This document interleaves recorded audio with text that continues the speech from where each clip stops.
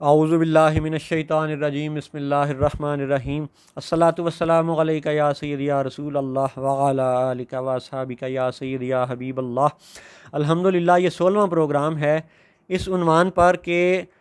المسیح عیسیٰ بن مریم علیہ السلام اور 9/11۔ آج لاہور شہر میں 7 ذوالحجہ 1442 ہجری اور 18 جولائی 2021 عیسوی ہے۔ پچھلے پروگراموں میں آپ کو قرآن پاک سے یاجوج اور ماجوج اور جسد اور انک انت الوہاب کی آیات سورۃ الانبیاء اور سورہ صاد کے حوالے سے پیش کی گئیں، اور پھر پیٹرو ڈالر کا تجزیہ پیش کیا گیا۔ اسی تسلسل میں بات آگے بڑھاتے ہیں کہ کاغذ کی کرنسی کو بھی آپ سمجھیں کہ کاغذ کی کرنسی کیسے بنی۔ لیٹ سے کہ یہ میرے پاس جناب یہ ایک پینسل نہیں ہے، اس کو آپ ازیوم کر لیں، فرض کر لیں کہ یہ ایک سونے کا قلم ہے، سونے کی ڈلی ہے، سونے کا ایک ٹکڑا ہے، اور اس کی قیمت ہے جی 10 لاکھ روپے مثال کے طور پہ، ٹھیک ہے۔ اب کاغذ کی کرنسی کا تصور یہ تھا کہ جناب یہ ایک کاغذ کا نوٹ ہے، ٹھیک ہے، اور یہ اس کے متبادل ہے، ٹھیک ہے، اور متبادل کا تصور یہ تھا کہ یہ حقیر اگر اس کا نام افضل ہے اور اس کی محلے میں اگر ایک عزت ہے اور لوگ اس کا اعتبار کرتے ہیں، تو اس حقیر نے یہ کہا کہ یہ 20 لاکھ روپے کا سونا میرے گھر پڑا ہوا ہے، اور یہ حقیر ایک کاغذ پہ ایک بیان لکھتا ہے، اپنی جناب ذمہ داری کا اظہار کرتا ہے، اپنی ضمانت دیتا ہے کہ جناب آپ اس کاغذ کو 20 لاکھ روپے کا متبادل سمجھیں، اور یہ میں اپنے بیٹے کو بھیج رہا ہوں، آپ اس کو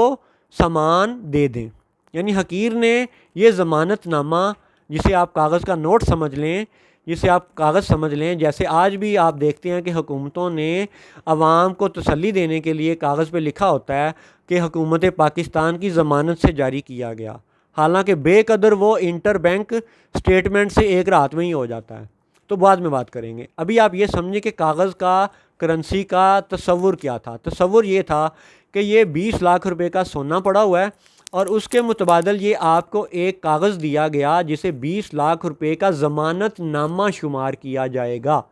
یہاں تک بات تھی جائز۔ میں نے حقیر نے اپنے بیٹے کو بھیجا، یہ کاغذ دے کے وہ دکاندار کے پاس گیا۔ دکاندار کیونکہ محلے کا تھا، وہ اس حقیر کو جانتا تھا اور اس کے بیٹے کو بھی جانتا تھا۔ اس نے 20 لاکھ روپے کے چاول، گندم، کھجور، چنا جو بھی تھا اس کو بیٹے کو دے دیا۔ بیٹا سامان لے کے گھر آ گیا۔ اب ہم لوگوں نے وہ چیزیں کھانا پینا شروع کر دیں۔ الحمدللہ جی، ٹھیک ہے جی، اللہ کا فضل ہو گیا، چیزیں مل گئیں۔ 10 دن بعد یا مہینے بعد اس دکاندار کو مزید کوئی ضرورت پڑی، اس نے آگے کسی کے ساتھ لین دین کرنا تھا۔ اب اس کے پاس 2 طریقے تھے کہ یا تو وہی دکاندار اسی ضمانت نامے کو آگے بھیج دیں کہ بھئی یہ افضل نامی شخص میرا جاننے والا ہے، میں اس پہ اعتبار کرتا ہوں، میں اس کی ضمانت کو قبول کرتا ہوں، اور وہ دکاندار اگلے کسی دکاندار کو دے کے چیز خرید لے، اور وہ دکاندار پچھلے دکاندار کی ضمانت کو قبول کرے، اور وہ دکاندار پیچھے افضل کی ضمانت کو قبول کرے، تو یہ چین چلتی چلی جا رہی ہے۔ ایک یوں بھی ہو سکتا تھا۔ دوسرا یہ بھی ایک تسلسل ہو سکتا تھا کہ وہی دکاندار خود اس حقیر افضل کے گھر آ جاتا اور کہتا کہ جناب آپ نے مجھے یہ ضمانت نامہ دیا تھا، آپ یہ ضمانت نامہ پکڑیں اور مجھے آپ میرا سونا دے دیں، کیونکہ میں نے اب مزید آگے کسی کے ساتھ جا کے تجارت کرنی ہے، ٹھیک ہے۔ تو حقیر ضمانت نامہ لے لیتا اور سونا اس کو دے دیتا، تو یہ تجارت اس طرح سے ممکن تھی اور یہ جائز تھی، اور امام اعلیٰ حضرت جو فاضل بریلوی ہیں ان کا فتویٰ بس اسی حد تک تھا، ٹھیک ہے۔ انہوں نے جو کاغذ کے نوٹ کا فتویٰ دیا تھا بس وہ اسی حد تک تھا کہ اگر 20 لاکھ کا سونا آپ کے پاس پڑا ہوا ہے اور آپ اس ضمانت نامے کو آگے تجارت کے لیے استعمال کرتے ہیں، تو جب وہ بندہ دوبارہ آئے اور وہ ضمانت نامہ واپس دے دے تو افضل پہ یہ لازم ہے، یہ فرض ہے کہ وہ 20 لاکھ کا سونا دے، کیونکہ یہ ضمانت اعتماد کی بنیاد پہ تھی، ٹھیک ہے۔ تو اعلیٰ حضرت کا فتویٰ صرف یہاں تک تھا۔ اس کے بعد اعلیٰ حضرت تو دنیا سے پردہ کر گئے، فوت ہو گئے۔ اس کے بعد جو جادوگری ہوئی اور جو ایک کاغذ کے مقابلے میں دوسرے کاغذ کی بے قدری کی گئی، ایک کاغذ کو 3 کھرب 24 ارب کاغذوں کے برابر قرار دیا گیا۔ اس جادوگری میں تو اعلیٰ حضرت شامل نہیں ہے نا، ٹھیک ہے۔ لہٰذا یہ کہنا کہ آج کے سارے ظلم میں معاذ اللہ اعلیٰ حضرت شامل ہیں تو یہ ظلم ہے، یہ زیادتی ہے، یہ علمی بددیانتی ہے، یہ سراسر الزام ہے۔ وضاحت آپ پھر سن لیں کہ اعلیٰ حضرت کا فتویٰ صرف اتنا تھا کہ یہ 20 لاکھ کا سونا مثال کے طور پہ، یہ 20 لاکھ کا ضمانت نامہ، تو جناب آپ اس کو بطور ضمانت بطور اعتماد قبول کریں۔ اور چونکہ یہ اعتماد دکاندار کو محلے میں رہتے ہوئے افضل کی مالی حیثیت کا پتہ تھا تو اس نے قبول کیا، اور جب وہ کاغذ واپس دینے آیا تو افضل پہ لازم ہے کہ وہ 20 لاکھ کا سونا اس کو ایکسچینج کرے، بدل کے دے۔ یہاں تک تھا اعلیٰ حضرت کا فتویٰ۔ اب آگے جو ظلم ہے اس کو مزید سمجھنے کے لیے مزید مثال کو آگے بڑھاتے ہیں، ٹھیک ہے۔ اب مزید مثال کو آگے بڑھانے کے لیے آپ اس تشریح کو غور سے سنیں، اس کو سمجھیں، اور وہ لوگ جو بلا وجہ اعلیٰ حضرت پہ الزامات کی یعنی وہ بچھاڑ کر رہے ہیں اور اصل حقائق کو چھپا رہے ہیں، اصل پیٹرو ڈالر کے حقائق جو حقیر نے یہ تجزیہ آپ کے سامنے 19 ملکوں کا پیش کیا، وہ آپ کو یاد ہونا چاہیے۔ اور یہ بھی یاد ہونا چاہیے کہ جب امریکہ اور برطانیہ نے تیل لینا شروع کیا اور بدلے میں سونا نہیں دیا، کاغذ دینے شروع کیے، اور پھر بعد میں اس کاغذ کی بے قدری بھی ہونا شروع ہوئی، تو اب اس تسلسل کو سمجھیں۔ اس تسلسل کو سمجھنے کے لیے پہلی مثال یہ تھی کہ 20 لاکھ کے سونے کے بدلے میں 20 لاکھ کا ضمانت نامہ جاری کیا گیا، یہ ایک مثال تھی۔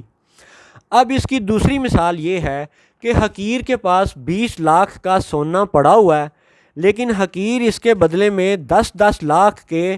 2 ضمانت نامے جاری کرتا ہے، یہ بھی 10 لاکھ، یہ بھی 10 لاکھ، ٹھیک ہے۔ اب یہ 10 لاکھ میں نے ایک دکاندار کو دیا، یہ 10 لاکھ میں نے دوسرے دکاندار کو دے دیا، گھر میں میرے سونا پڑا ہوا ہے 20 لاکھ کا۔ اب دونوں دکاندار کیونکہ محلے کے تھے، دونوں کو افضل کی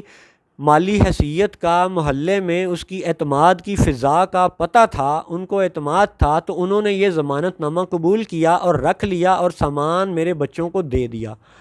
اب جب ہفتے بعد، 2 دن بعد، یا 2 سالوں بعد، یا 20 سالوں بعد، یا 50 سالوں کے بعد وہ میرے پاس آتے ہیں اور وہ دونوں دکاندار 10 لاکھ کے 2 ضمانت نامے لے کے میرے گھر آتے ہیں اور کہتے ہیں کہ جناب آپ نے یہ 2 ضمانت نامے دیے تھے، آپ ہمیں اس کے بدلے میں سونا دیں، تو حقیر کے ذمہ یہ لازم ہوگا کہ اس سونے کے ٹکڑے کو وہ جناب کسی بھی طرح سے کاٹے، آدھا آدھا کرے، آدھا وزن ایک دکاندار کو اور آدھا وزن دوسرے دکاندار کو ادا کر دے۔ تو یہ تھا وہ باہمی تجارت کا، فیئر ٹریڈ کا کانسیپٹ جو کاغذ کی کرنسی تک اس حد تک جائز تھا، ٹھیک ہے۔ اب جب حکومتوں نے ظلم اور جادوگری میں ایک قدم آگے بڑھایا تو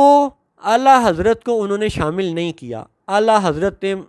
سے انہوں نے مشورہ نہیں لیا۔ اعلیٰ حضرت تب تک ویسے بھی دنیا سے پردہ کر چکے تھے، جب یہ فاریکس اور یہ ڈیگریڈیشن آف ادر کرنسیز کا معاملہ دنیا نے دیکھا، تب تک اعلیٰ حضرت اس دنیا سے جا چکے تھے۔ اور بعد میں پھر فتویٰ دینے والوں میں آپ شیعوں کے فتوے بھی دیکھیں گے، سنیوں کے بھی دیکھیں گے، دیوبندیوں کے بھی دیکھیں گے، ٹھیک ہے، سعودی وہابیوں کے بھی دیکھیں گے کہ اب تو یہ جادوگری ساری دنیا میں رچی بسی ہے، ٹھیک ہے۔ ہندو بھی اس ظلم کا شکار ہے، بدھ مت بھی اس ظلم کا شکار ہے، عیسائی، یہودی، مسلمان سب اس کھیل کا شکار ہیں، وہ کھیل جو یاجوج اور ماجوج نے رچا رکھا ہے، اور جانتے ہوئے یا نہ جانتے ہوئے، جانے میں یا انجانے میں حکمران ان کے ساتھی بنے ہوئے ہیں، ٹھیک ہے۔ اب دیکھیں کہ ظلم آگے کیسے ہوا اور ظلم آگے بڑھنا کیسے شروع ہوا۔ ظلم یہ ہوا، پہلی مثال، کہ سعودیہ سے تیل گیا امریکہ، اور امریکہ نے جناب آپ کو سونا ادا نہیں کیا، آپ کو ادا کیے کاغذ، ریال یا ڈالر، ٹھیک ہے جی، آپ کو کاغذ ملا ہے، آپ کو سونا نہیں ملا۔ آج تک سعودیہ نے جتنے بھی ڈالر کمائے ہیں پچھلے 100 سال میں، اور آج بھی وہ جتنے ڈالر کما رہا ہے، ان سب کو آپ اکومولیٹ کر لیں، اکٹھا کر لیں، ٹھیک ہے۔ ابھی جولائی 2021 میں اسٹیٹ بینک آف پاکستان کی یہ آفیشیل خبر ہے، دنیا بھر کے اخبارات میں اور پاکستانی اخبارات میں یہ بتایا گیا ہے لوگوں کو، پاکستانی عوام کو، کہ جناب حکومت کے پاس 18 ارب ڈالر کے ذخائر ابھی بھی موجود ہیں۔ USD فارن کرنسی ایکسچینج جو ریزرو ہے، جو ریزرو کرنسی ہمارے پاس ہے، وہ 18 ارب ڈالر ابھی بھی خزانے میں پڑی ہوئی ہے، اور یہ صرف پاکستان جیسے ملک کا حال ہے۔ اسی طرح سعودی خزانے میں کتنے ڈالر پڑے ہوئے ہیں، وینزویلا میں کتنے ڈالر پڑے ہوئے ہیں، میکسیکو میں کتنے ڈالر پڑے ہوئے ہیں، چائنا میں کتنے ڈالر پڑے ہوئے ہیں۔ آپ ان دنیا بھر کے ڈالروں کو اکٹھا کر لیں، ٹھیک ہے، اور جا کے امریکہ کی خدمت میں جناب پیش کریں، ٹھیک ہے، کہ لیں جناب یہ آپ کا ضمانت نامہ، یہ آپ رکھیں اور آپ ہمیں ہمارا سونا واپس کر دیں، پھر دیکھیں گے آپ کو جادوگری کھلے گی۔ جادوگری یہ کھلے گی کہ جتنے اس نے ضمانت نامے اور جتنے نوٹ اس نے بانٹ دیے ہیں پوری دنیا میں، اتنا تو اس کے پاس سونا ہی نہیں ہے۔ تو کیا یہ چوری نہیں ہے؟ کیا یہ ڈاکہ نہیں ہے؟ کیا یہ دھوکہ نہیں ہے؟ کیا یہ دجل نہیں ہے؟ سمجھ آ رہی ہے کہ انہوں نے کس طرح دنیا کو لوٹا؟ پھر سنیں، یہ حقیر کے پاس سونے کا قلم تھا، اس کی مالیت تھی 20 لاکھ روپے۔ اب میں نے یہ کیا کہ 10 لاکھ روپے کا ایک ضمانت نامہ مصر کو دے دیا، 10 لاکھ روپے کا ایک ضمانت نامہ نائجیریا کو دے دیا، 10 لاکھ روپے کا ایک ضمانت نامہ عراق کو دے دیا، 5 لاکھ روپے کا ایک ضمانت نامہ اردن کو دے دیا، 20 لاکھ روپے میں سے جناب پھر میں نے 15 لاکھ روپے کا ایک ضمانت نامہ، ٹھیک ہے، وینزویلا کو دے دیا، اور میں نے جناب ایک اور میں نے بنایا، ٹھیک ہے، 3 لاکھ روپے کا ضمانت نامہ یہ بنگلہ دیش کو دے دیا۔ یہ جسٹ مثال کی بات کر رہا ہوں۔ اب ان سارے ضمانت ناموں کو آپ اگر اکٹھا کر لیں تو کیا میں نے دھوکہ نہیں دیا؟ اسی طرح کیا یاجوج ماجوج برطانیہ امریکہ نے دھوکہ نہیں دیا کہ جتنا اس کے پاس سونا تھا اس نے اس سے زیادہ نوٹ کیوں بنائے؟ وہ لوگ اسے کہتے ہیں انفلیشن، ٹھیک ہے جی، افراط زر ہو گیا۔ افراط زر کا مطلب ہے یہ، آپ سمجھیں کہ جتنا سونا تھا، جتنا اصل زر تھا، اس زر سے زیادہ کے نوٹ بنا دیے گئے، اس زر سے زیادہ کے ضمانت نامے جاری کر دیے گئے۔ تو کیا یہ افراط زر ڈے 1 سے، پہلے دن سے جرم نہیں تھا؟ جھوٹ نہیں تھا؟ دجل نہیں تھا؟ دھوکہ نہیں تھا؟ عوام الناس کی جیب پہ ڈاکہ نہیں تھا؟ کہ سونا تو آپ کے پاس پڑا ہوا ہے 20 لاکھ کا،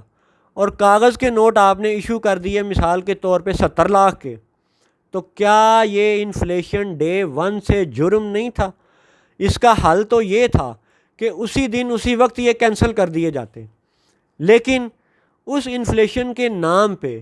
بڑے ملکوں نے، امریکہ جیسوں نے، پیٹرو ڈالر کو رائج کرنے والوں نے چھوٹے ملکوں پہ ظلم یہ کیا کہ جناب آپ نے، کیونکہ انفلیشن ہے پاکستان میں، آپ کا افراط زر ہے، سونا تھوڑا ہے، نوٹ زیادہ ہیں، لہٰذا آپ کی کرنسی کو ڈی ویلیو کیا جائے گا، آپ کو ڈی گریڈ کیا جائے گا، آپ کو $1 کے بدلے میں 160 روپے پہ رکھا جائے گا۔ اللہ اکبر، لا حول ولا قوت الا باللہ العلی العظیم۔ اگر یہ افراط زر کے نام پہ کرنسی کو ڈی گریڈ کرنا ایک اصول ہے تو اس اصول کی اصل ہی غلط ہے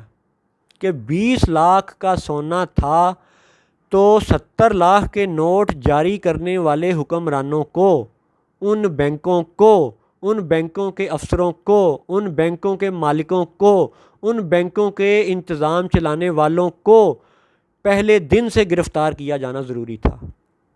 ٹھیک ہے، کیونکہ انہوں نے انفلیشن کی جو کہ ایک جرم تھا، انہوں اس جرم کو اسمبلیوں میں، سینٹ میں، قراردادوں میں، اداروں میں گھما پھرا کے سنہرے سونے لفظوں میں پیش کر کے تو حرام کو حلال بنا کے پیش کیا گیا۔ چوری اور ڈاکے کو قانونی شکل دے دی گئی۔ سمجھ آ رہی ہے افراط زر؟ اور اگر افراط زر کی بنیاد پہ آج پاکستان کا روپیہ 160 کی ریشو پہ آیا ہوا ہے جو کہ ظلم ہے، تو آج سب سے بڑی حقیقت یہ ہے کہ امریکہ دنیا کا سب سے مقروض ترین ملک ہے۔ افراط زر میں امریکہ سے بڑھ کے کوئی نہیں ہے۔ سب سے گندی، سب سے بری، سب سے بدترین افراط زر کی حالت اس وقت امریکی ڈالر کی ہے۔ امریکی حکومت کے پاس اتنا سونا نہیں ہے جتنے اس کے پوری دنیا میں امریکی ڈالر پھیلے ہوئے ہیں۔ یہ حقیقت ہے۔ آپ اس حقیقت کو اے حکمرانوں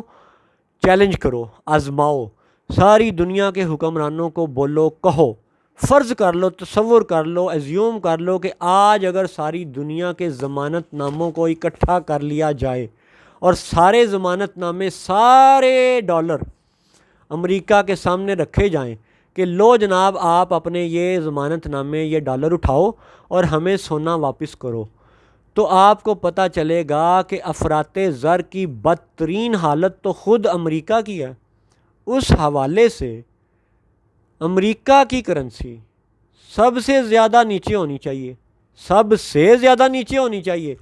کیونکہ افراط زر تو سب سے زیادہ امریکہ نے دنیا میں جو ہے نا وہ کر رکھا ہے۔ تو اس کا مطلب ہے کہ ہم 1 روپیہ دیں تو امریکہ کے جناب 70,000 ڈالر ہمیں ملنے چاہیے، جو اس کی ریشو ہے۔ ٹھیک ہے، آپ کو یہ تصور سمجھ آ رہا ہے؟ آپ کو یہ باتیں سمجھ آ رہی ہیں کہ افراط زر کے نام پہ اگر دوسرے ملکوں کی کرنسی کو ڈی گریڈ کیا جا رہا ہے تو اس ڈی گریڈیشن کا سب سے اصل ہدف اور سب سے اصل نشانہ تو امریکہ ہونا چاہیے، جو دوسروں کی کن پٹی پہ بندوق رکھ کے کہتا ہے کہ جناب تیل چاہے آپ نے نائجیریا سے خریدا ہے یا سعودیہ سے خریدا ہے یا ایران سے خریدا ہے، پیسے آپ کو جناب امریکی ڈالر کی صورت میں دینے پڑیں گے۔ کیوں جناب؟ اگر ساری دنیا میں آپ نے ڈالر پھیلایا ہے تو پھر اس کے متبادل سونا واپس تو کریں۔ آپ کی افراط زر دنیا کے سامنے سب کو پتہ ہے، یورپ کے بینک والوں کو پتہ ہے، پاکستان کے بینکروں کو پتہ ہے۔ ٹھیک ہے، تو اب آپ بینک والوں کو اور میڈیا والوں کا حال سنیں کہ جب یہ بینک والوں کو اور میڈیا والوں کو یہ ساری حقیقتیں پتہ ہیں اور وہ یہ زیادہ علم رکھتے ہیں بنسبت اس حقیر کے کہ جو کہ ایک پرائیویٹ کمپنی کا ملازم ہے اور بجلی کی مصنوعات سے اور الیکٹریکل انجینئرنگ کے شعبے سے وابستہ ہے، تو میرا تو یہ شعبہ نہیں ہے فائنانس کا، لیکن حقیر یہ باتیں عوام کے سامنے اور حکمرانوں کے سامنے صرف درد دل کی وجہ سے رکھ رہا ہے کہ یہ وہ درد دل ہے کہ کاش نیک افسروں تک پہنچ جائے، کاش وہ نیک افسر اٹھیں اور اپنے بڑے افسروں کو مزید سمجھائیں، اور کاش اللہ تعالیٰ اپنی حکمت سے، اپنی شان سے ان حکمرانوں کا، ان افسروں کا، ان فوجیوں کا، ان بیوروکریٹس کا دل بدل دے۔ کاش اللہ تعالیٰ رحم فرمائے، ہم سب پہ رحم فرمائے۔ تو افراط زر کی آپ کو مثال سمجھ آئی؟ ٹھیک ہے، اب وہ امریکہ جس نے سونا دینے سے انکار کیا اور جناب کاغذ کے ٹکڑے چھاپ چھاپ کے ساری دنیا سے چیزیں خریدتا رہا اور نوٹ بانٹتا رہا، تو حقیقتاً وہ مفت چیزیں لیتا رہا۔ اب آج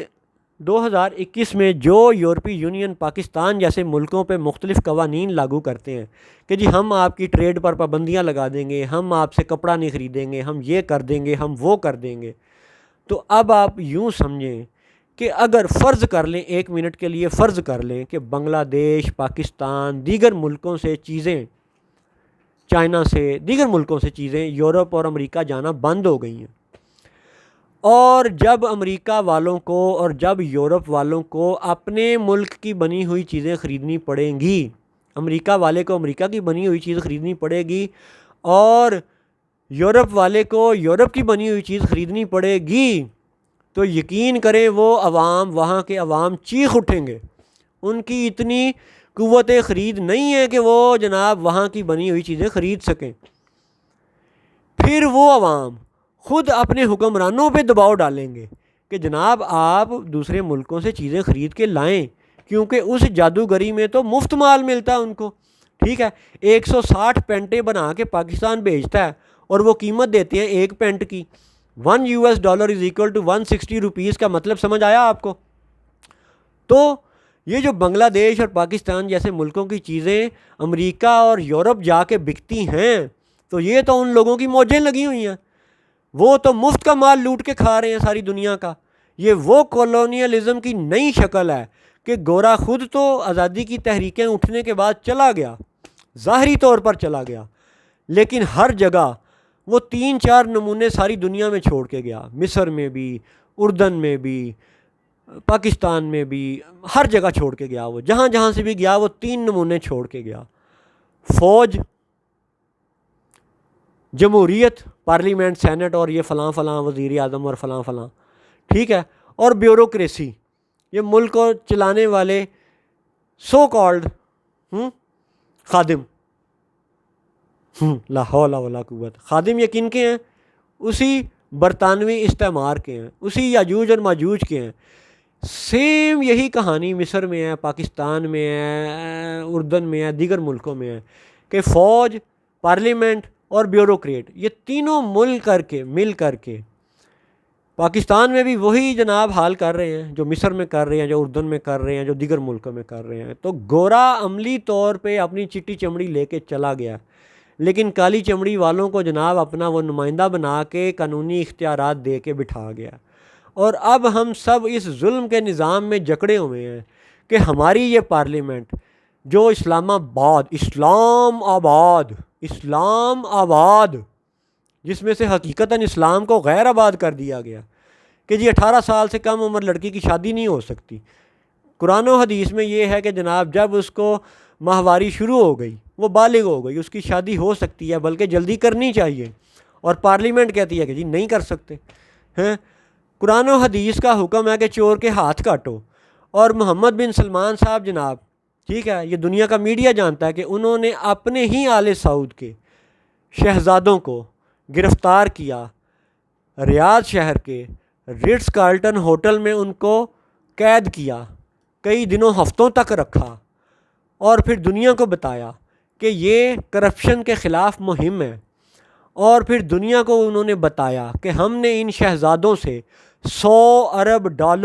وصول کیے ہیں، اور پھر ان شہزادوں کو چھوڑ دیا گیا، اور اسی چپکلش میں 2-3 شہزادے قتل بھی ہوئے۔ یہ وہ خبریں ہیں جو سعودی عرب کے اخبارات اور دنیا بھر کے اخبارات میں یہ خبریں موجود ہیں، آپ خود سرچ کیجئے گا، خود دیکھیے گا۔ لیکن تصور میں آپ کو یہ بتا رہا ہوں کہ یہ وہ نمائندہ حکمران جو حجاز اور موجودہ سعودی عرب کے حکمران ہیں، جو اسلام کے سب سے بڑے اس وقت ٹھیکیدار ہیں، ان کو یہ نہیں پتہ تھا کہ اگر $100 ارب انہوں نے رقم واپس وصول کی ہے، اور جو وہ کہتے ہیں ساری دنیا کو بتاتے ہیں کہ ہم نے $100 ارب کرپشن کا، چوری چکاری کا، رشوت کا، بے ایمانی کا واپس لے لیا ہے، تو ثابت ہو گیا کہ یہ $100 ارب چوری کا مال تھا، ڈاکے کا مال تھا، رشوت کا مال تھا، بے ایمانی کا مال تھا۔ تو پھر تو اس پہ ہاتھ کاٹنے کے فتوے ہیں قرآن کے، احادیث میں، قرآن پاک میں۔ آپ سعودی عرب کے حکمران ہیں، آپ زیادہ عربی زبان جانتے ہیں، آپ کو معلوم ہونا چاہیے کہ چوری کرنے کے معاملے میں ہاتھ کاٹنا سزا ہے، اور ڈاکے کے معاملے میں سر اڑانا، گردن کاٹنا، موت کی سزا دینا سزا ہے۔ تو کیا آپ نے اس سزا کو امپلیمنٹ کیا؟ نہیں کیا، ٹھیک ہے۔ تو یہ وہ حکومتیں ہیں جو قرآن و حدیث کی کھلی خلاف ورزی کر رہی ہیں، ٹھیک ہے، اور کرنسی کے اس نظام کو پوری طرح امپلیمنٹ کر رہی ہیں۔ قرآن کہتا ہے، اللہ کہتا ہے، رسول پاک نے فرمایا کہ سود ختم کرو، تو کیا آج تک پاکستان میں سود ختم ہوا؟ کیا اسلامی نظریاتی کونسل نے آج تک سود کو ختم کیا؟ آڑت کے ظلم کے نظام کو ختم کیا؟ کسان 4 مہینے محنت کرتا ہے، فصل اگاتا ہے، پھل اگاتا ہے، اس کو اتنا منافع نہیں ملتا جتنا منڈی میں بیٹھے ہوئے آڑتی کو ایک دن میں 6 گھنٹوں میں منافع مل جاتا۔ کیا اسلامی نظریاتی کونسل نے اس آڑت کے نظام کو ختم کیا؟ کیا پاکستان نے، کیا سعودی عرب نے، کیا مصر نے سود ختم کیا؟ نہیں کیا۔ تو جب یہ آپ حکمران ہوتے ہوئے قرآن و حدیث کی کھلی خلاف ورزیاں کر رہے ہیں، اور بالحقیقت اور بالیقین یاجوج ماجوج کے ساتھی بنے ہوئے ہیں، پھر کیا کریں عوام؟ پھر ہم تو یہ کہہ سکتے ہیں کہ اگر قمر جاوید باجوہ جیسے بڑے افسر اور چیف جسٹس جیسے بڑے جج اور عمران خان جیسے حکمران، اور جب یہ سارے لوگ، اور اسلام آباد میں بیٹھے ہوئے بیوروکریٹ، جب یہ سارے ٹاپ لیول کے لوگ ہماری بات نہیں سنیں گے، نہیں سمجھیں گے، تو پھر ان سے ایک قدم نچلے افسر جو ہیں، اور پھر ان سے ایک قدم نچلے جو افسر ہیں، پھر تو ہم ان کی خدمت میں گزارش کریں گے کہ جناب آپ اپنے بڑے افسروں کو سمجھائیں، آپ اپنے بڑے افسروں کو سمجھائیں کہ شاید اللہ ان کا دل بدل دے، اور ان کے دل بدلنے سے، حق کی آواز بلند ہونے سے، سچ کی آواز بلند ہونے سے عوام کے دن بدل جائیں، عوام کے دل بدل جائیں، حالات و واقعات اچھے ہو جائیں، اور پھر وہ دور آ جائے کہ جب زکوٰۃ دینے والا ہو اور لینے والا کوئی نہ ہو، تو کاغذ کی کرنسی کی جادوگریاں، پیٹرو ڈالر کی جادوگریاں اگر آپ کو یہ سمجھ آتی ہیں تو پھر ایک دفعہ خود سے انالائز کر لیں، دیکھ لیں، پیٹرو ڈالر کو اسٹڈی کر لیں، قرآن پاک کو اسٹڈی کر لیں، موجودہ حالات و واقعات کو اسٹڈی کر لیں، اور پھر اپنے دل پہ نگاہ دوڑائیں کہ ایمان کے 3 درجے تو اللہ نے رکھے ہیں نا جی، کہ ہاتھ سے جہاد کرنا، قلم اور زبان سے جہاد کرنا، یعنی ہاتھ سے جہاد کرنا پہلا درجہ، قلم یا زبان یہ دوسرے درجے میں آ گئے، اور اگر یہ بھی ہمت نہیں ہے تو پھر دل میں اچھے کو اچھا سمجھو، برے کو برا سمجھو، اور یہ ایمان کا تیسرا درجہ ہے، اور اگر دل میں بھی برے کو برا سمجھنا چھوڑ دیا تو پھر ایمان کے تیسرے درجے سے بھی گر گئے،